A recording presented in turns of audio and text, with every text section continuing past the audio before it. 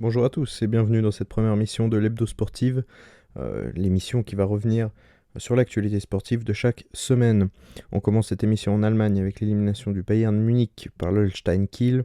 Le double tenant du titre bavarois a été surpris par les pensionnaires de 2e Bundesliga.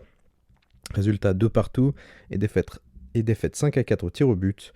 Kiel affrontera Darmstadt au prochain tour, dont voici l'affiche. En France, le PSG a remporté le trophée des champions face à Marseille 2-1 grâce à des buts de Icardi et Neymar. Payet aura réduit l'écart à la 89e minute, mais cela n'aura pas suffi pour les Phocéens.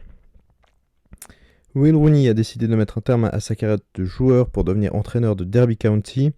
À 35 ans, l'Anglais aura joué à Everton, Manchester United, DC United et Derby County.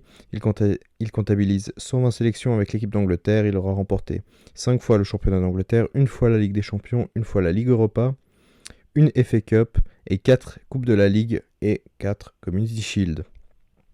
La NHL a repris ses droits le 13 janvier et déjà plusieurs très bonnes prestations ont eu lieu, dont un triplé et 4 points de Connor McDavid qui a pu compter sur les 4 assists de Leon Draisaitl lors de la victoire d'Edmonton sur Vancouver 5-2.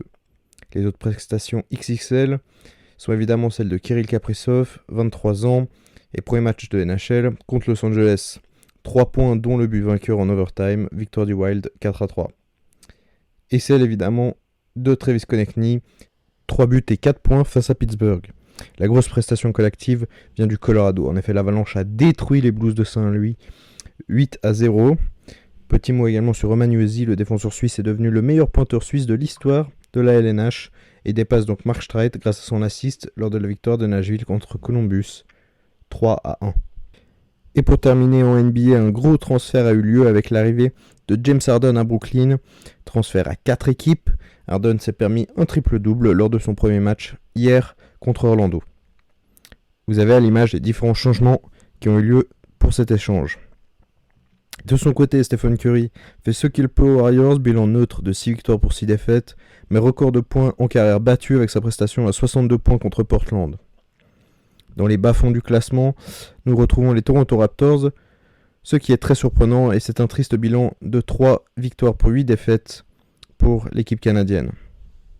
Merci d'avoir suivi, on se retrouve dimanche prochain.